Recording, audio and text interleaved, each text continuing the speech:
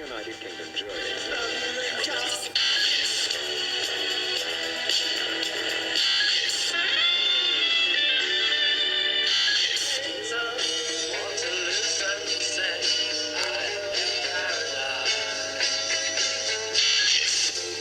This is the Londoner on RTE2XM. Welcome along to the show. My name's Nessy. Hope you're keeping well.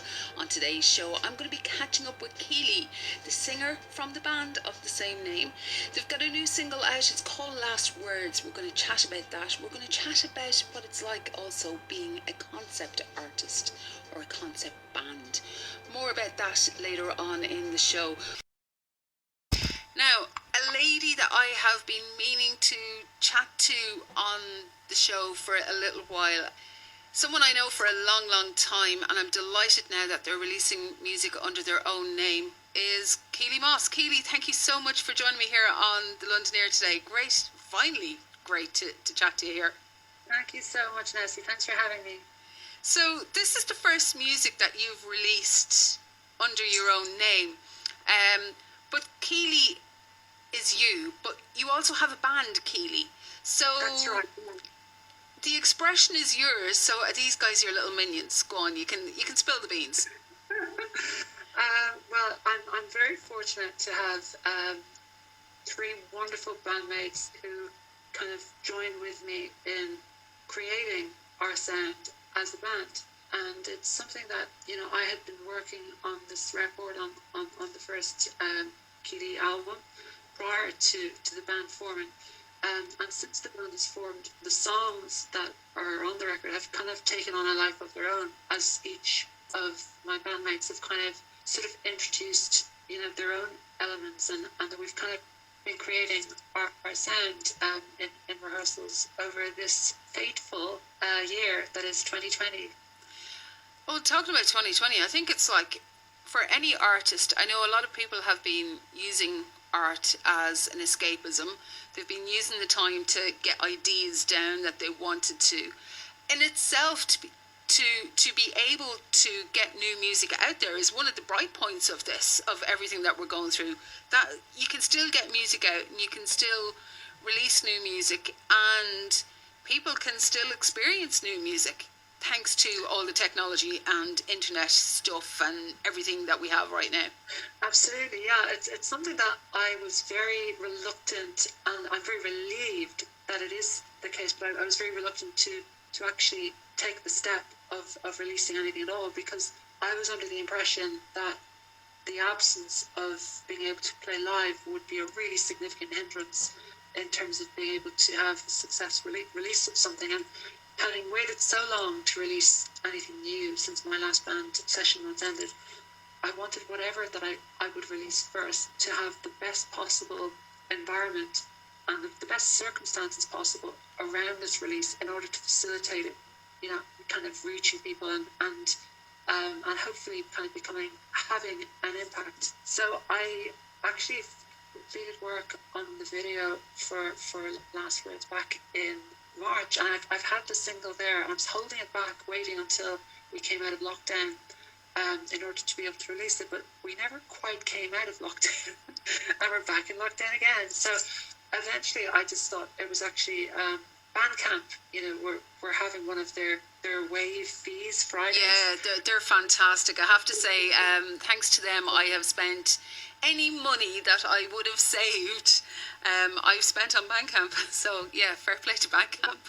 Well, that's the thing. Like, I took quite a deliberate stand against the, for what it's worth. I'm just one person. I'm just one artist, and my band is just one band. But I felt really quite strong about not wanting to get into bed with the likes of Spotify, because Spotify had done something. In my last band, we had a song that had been quite a big radio hit in Ireland, a song called Blunted Past, and Spotify had cut a deal with Starbucks to sell that song to them and basically have it on every Starbucks, have it on a loop. So every time I would walk into Starbucks, I would hear the song that I'd co-written and sung on. Never saw any royalties for it or anything like that. So I just thought to myself, okay, this new band, this new single, this flowering of myself as an artist under my own name, I thought it was a chance to do things the right way. And so therefore I really want to avoid the temptation of having my music exposed via digital music platforms that are scandalously denying artists and any access to being recompensed or any royalties for their music. So I want to make it available solely on Bandcamp. So when I saw that Bandcamp were having another of their fees, wave fees, Friday, whatever it is, their Friday, no fee Friday, whatever, I thought, okay, go for it, Keeley, just put it out and see what happens. And I really didn't know if releasing it in this environment when we can't play shows, if it was going to fall like a stone. But fortunately, since it's come out, it's just really taken off at radio level, especially during this time when it's so, we're so enclosed within our space, we can't really go out. So to be able to kind of reach people over the airwaves with a song you've written is a really beautiful feeling. One of the things that I'm not going to say I'm an artist. I haven't written any music in a long time. I haven't even picked up my guitar in a long time. But I feel that if it were me and there was some sort of a block put on me, even if it's only 6 months, and I know some artists when they're releasing music, they might write a song and it could be 2 or 3 years later when they get the opportunity to release it as a single or on an album. Bandcamp and the likes kind of give you they give you the platforms to be able to release music at a time when the artist, when you don't get kind of fed up of it, that you still are in love with your own track. If you keep a song, there is a danger. I think it's like the last song you wrote is always your favourite song. So if you keep a song for a couple of months or for a year or whatever before you release it, well, you might have written another one, but it's like, yeah, I'm going to push that one, but this one is really my favourite. So by having Bandcamp and the things like that, it gives you the platform to get it out when you still are, and I don't mean that you're going to not like your song, but when you still have that growing passion, that huge passion that this is something that you cherish, it gives you that option to get that out there. Absolutely, and that connectivity with it, which can be eroded by time, certainly. And it's like I'm a songwriter with a huge backlog of material, a frustratingly large backlog, because I often read bands in the 1960s kind of bemoaning the fact that they were expected to release 2 albums a year. That was standard for at the time. I would kill for that scenario because I have that many songs and that many. The thing is as well, when you're as prolific a writer as I seem to be, it can be more a hindrance because I never actually try and sit down and write songs. That if I never wrote another song again, I actually would be fine for material, but it's just hard to stop them tumbling out when you hear them in your brain, that they're kind of begging to be born. So so the Bandcamp is a really wonderful facility, and they pay a really fair royalty rate to artists, and it's a lovely interface as well. And it's so, like I bought music on it myself recently. I bought the new single by Holly McPhee, which is brilliant, by the way. It's called Little Lonely Heart, and I think it was the easiest purchase I've ever made in my life. There was no head wreck. That's a real Irish term. No jiggery pokery with kind of bank accounts or anything. It was easy. So I think taking out the stress factor from actually buying music is a helpful thing as well, and you just feel better as well. Like I felt just a little bit better about myself, kind of supporting Holly's music rather than say just streaming it and on Spotify and knowing that she was going to get nothing for it. Now we need to talk about your new single. Yeah, it's quite graphic in that you can actually see the journey you're taking. Tell us about this journey in the song. Tell us what where or why this is happening. Okay, well, it's a very long story. I'm going to try and condense it as much as possible. And thank you for picking up on the journey factor, because it's very much a journey song. I mean, the video is a depiction of a journey backwards through time, and how that relates to the subject matter of the song is that the song Last Words is the story of the last day in the life of Inga Maria Hauser. And Inga Maria Hauser, for anyone who may not know, was a German student, artist, and musician, tourist who was backpacking through England, Scotland, and Northern Ireland. And she was on her way to the Republic of Ireland when she was murdered, having arrived off a sealing ferry in Larne in April 1988. And I discovered Inga's case, or I came across Inga's case 5 years ago, and just became totally fascinated by her, by the circumstances surrounding, what happened to her, and the very obscure places where she had been. She travelled from Stranraer to Larne, and yet she was from Germany, and I was intrigued about her as a person, and I thought, I really wanted to know more about her. And I couldn't quite explain why it was that she just such an effect on me, reading about her. But when I tried to find out about her as a person, all of the press reports that I could come across were very blunt, and they were just referred to the circumstances of her murder, but they didn't tell me anything about who she was, why she was there, and I really wanted to know this. So I began researching what became this blog that I've been publishing for the last 5 years called Keeley Chronicles, and I began publishing it online, and to my amazement, it went viral the first day I put part one online, which then made me realise, well, there's clearly a lot of interest in this case, because I had been mentioning her name to people in Dublin. No one here had heard of her that I spoke with. After that, it was just a roller coaster of something that I, as an indie musician from Dublin, found myself in a really unusual place in terms of meeting with senior politicians in Northern Ireland, legal representatives, the PSNI, campaigning on media in Northern Ireland, trying to advance Inga's case and trying to advance the cause. I'm trying to explain more to people who Inga was and what a beautiful soul she was, and in terms of how I've managed to learn more about her through her family and friends who had contributed to the blog, and those journeys, and specifically the last week of her life.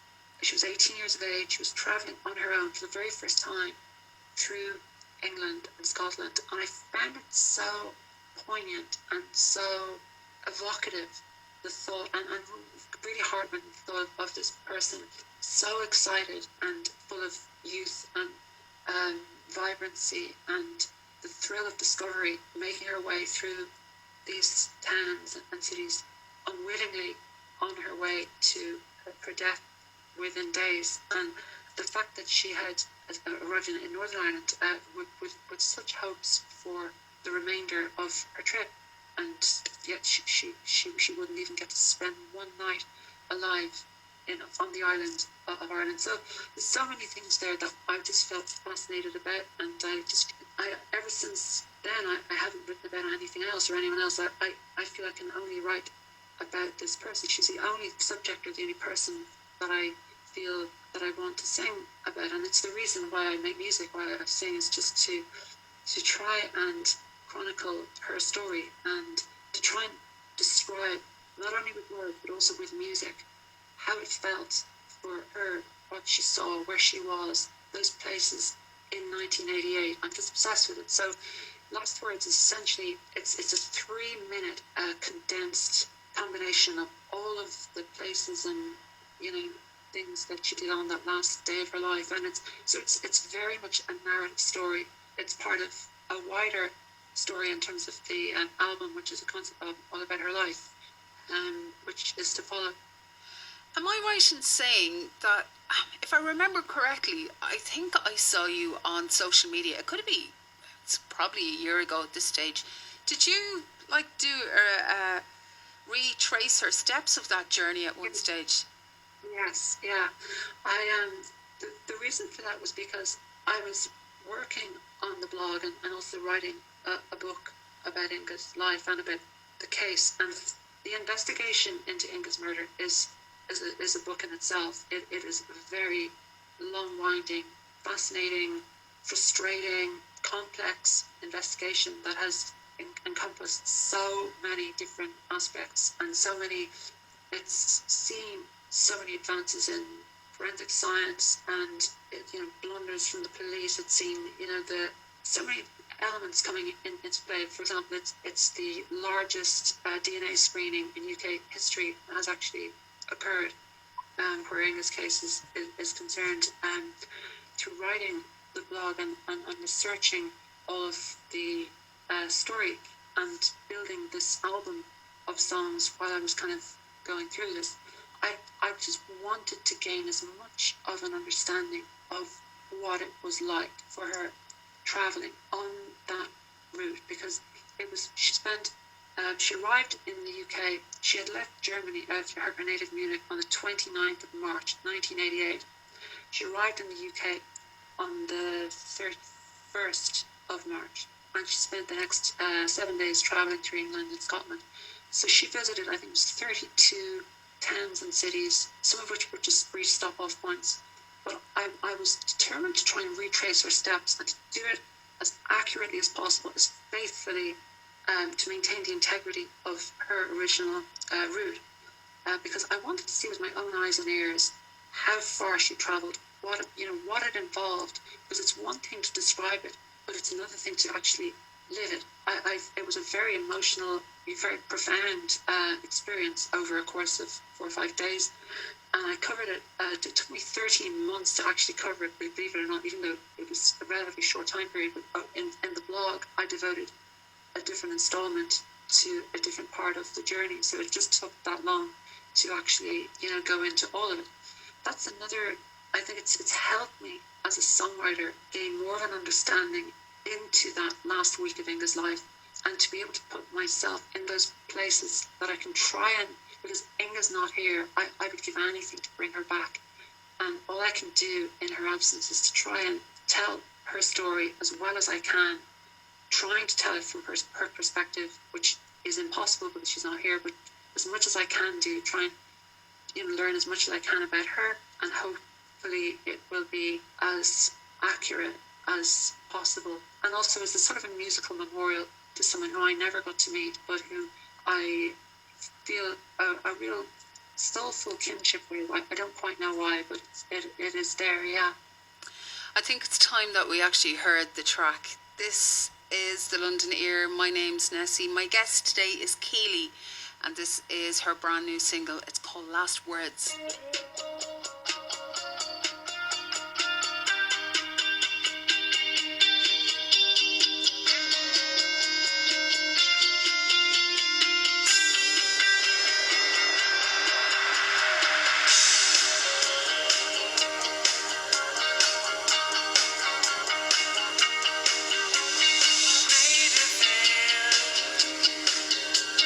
British rail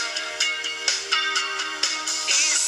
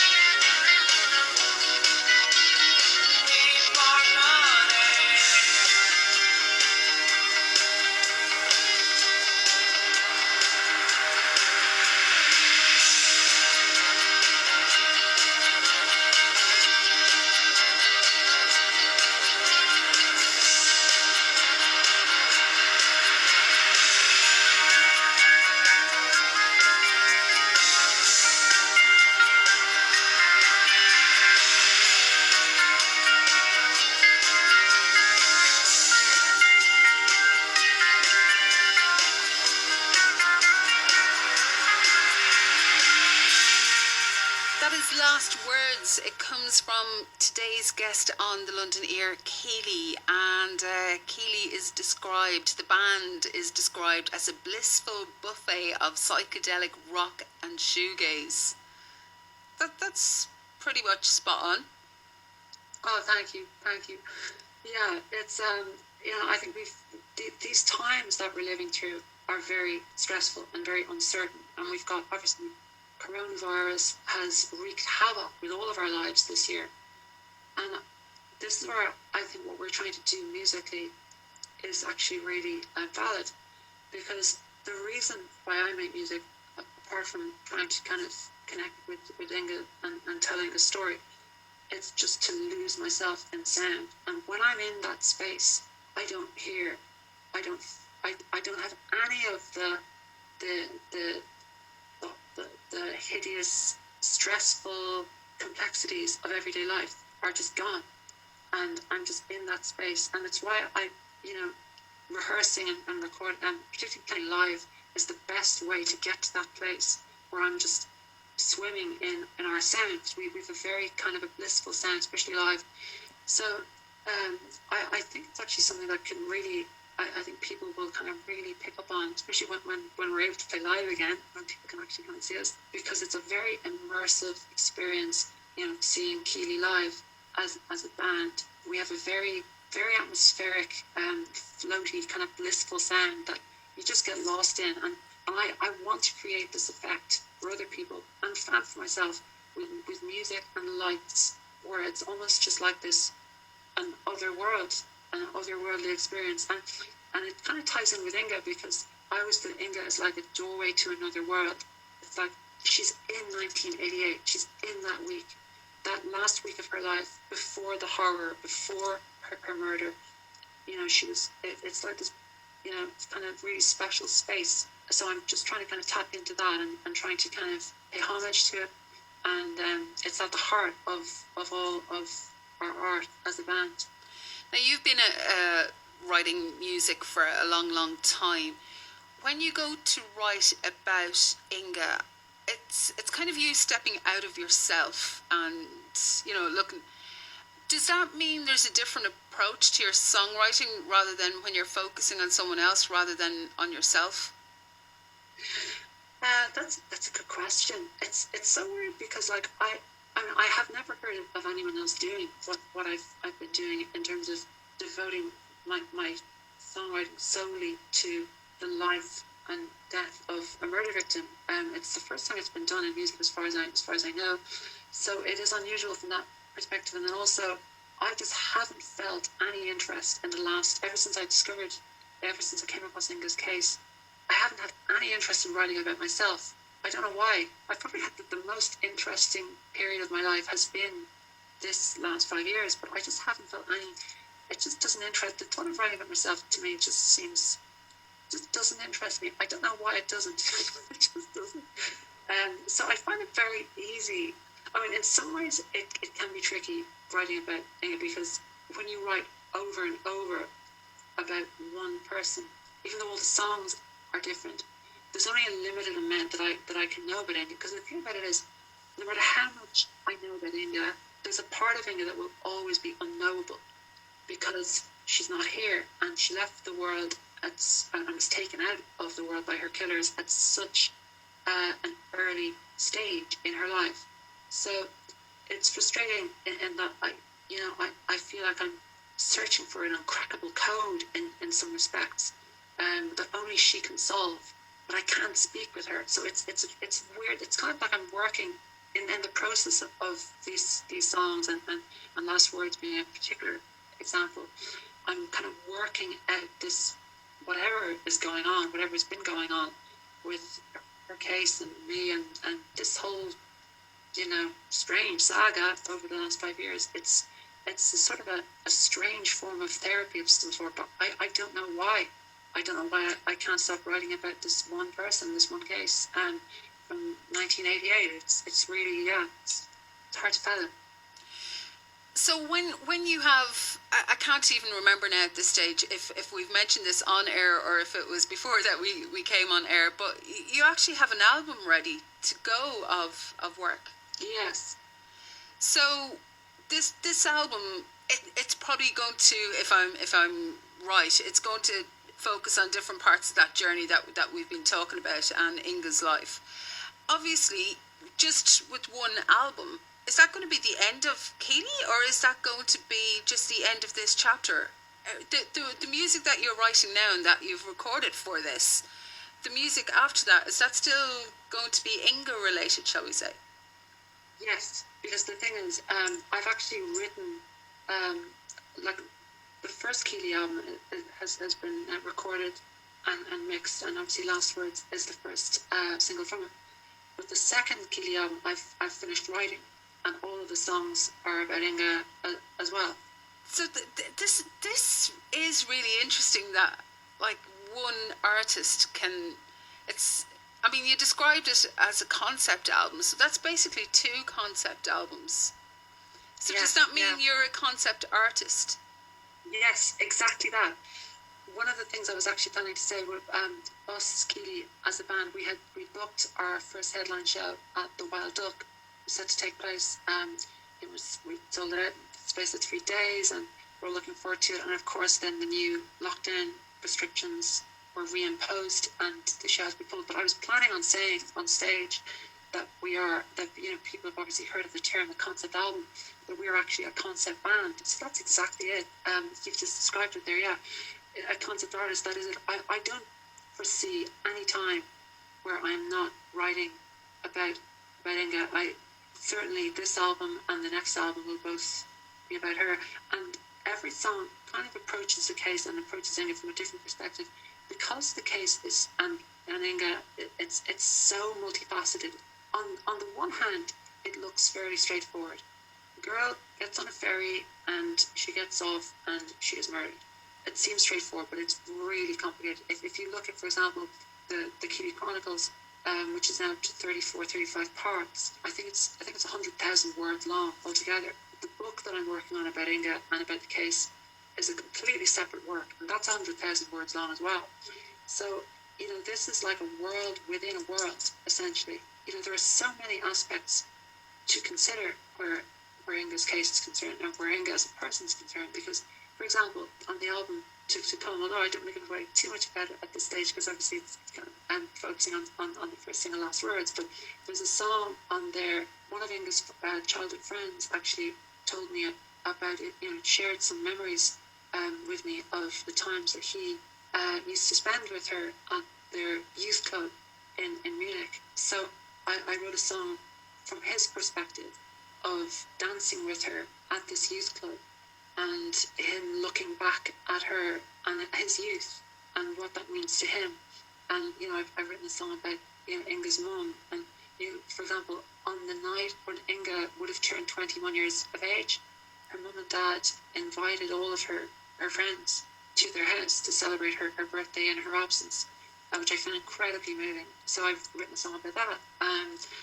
Then I've written songs about other aspects of the investigation, and and for example, the B-side of Last Words, which is a song called Days and Days, which we're going to play. Yeah, which we're going to play in a little bit. Go on.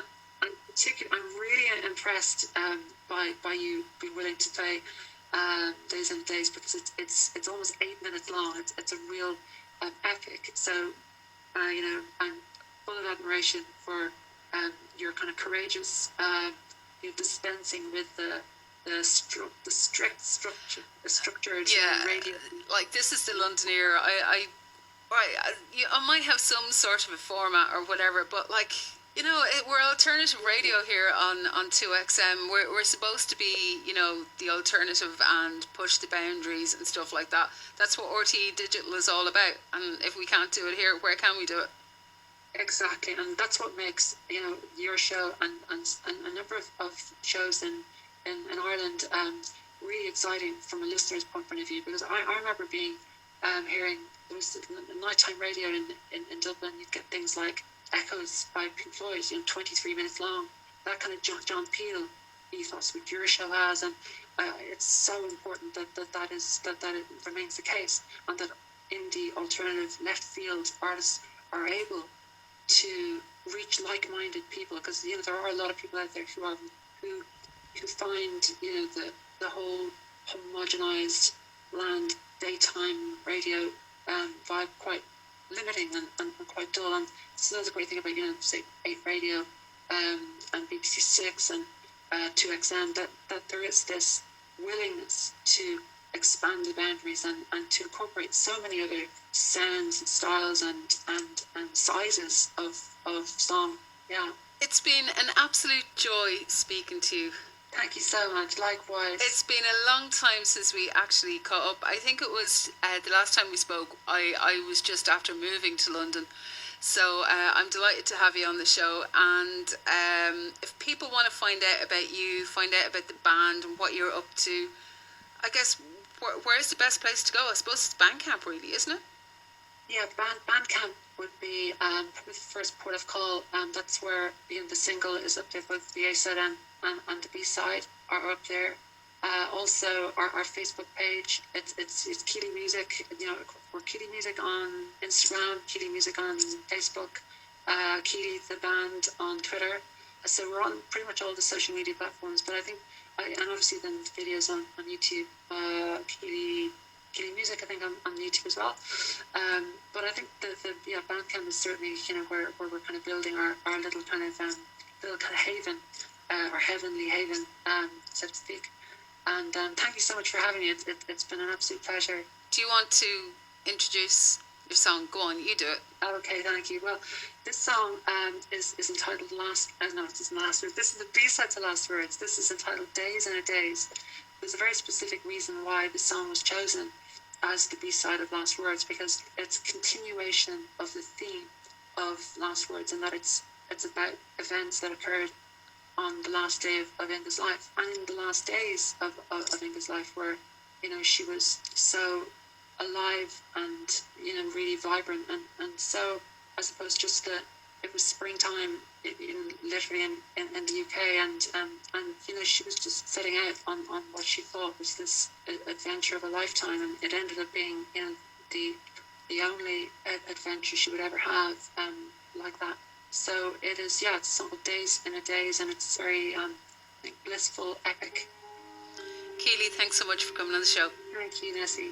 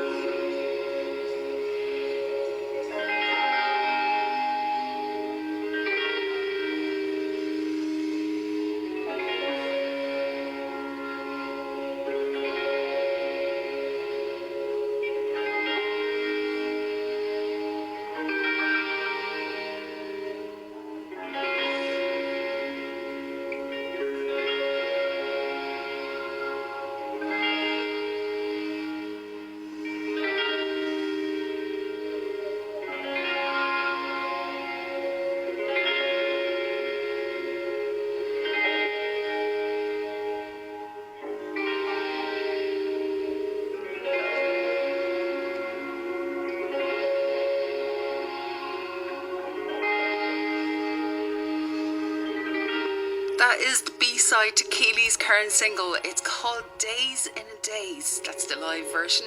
And if you want to find out more about Keeley, you can go to keeleymusic.bandcamp.com. And thanks so much, Keeley, for coming on and sharing so much of the story about the whole band and the concept of what you're doing right now. It's fascinating, it really is. Well, that's all we've got time for on the London Ear this week. Thanks to you for listening. Thanks to Keeley. If you want to find out more, you can go to my blog, nessymon.com. If you missed some of today's show, you can always go to the RTE player. Just search for the London Ear. And if you want to get in touch, if you want to send me an email, nessy@nessymon.com.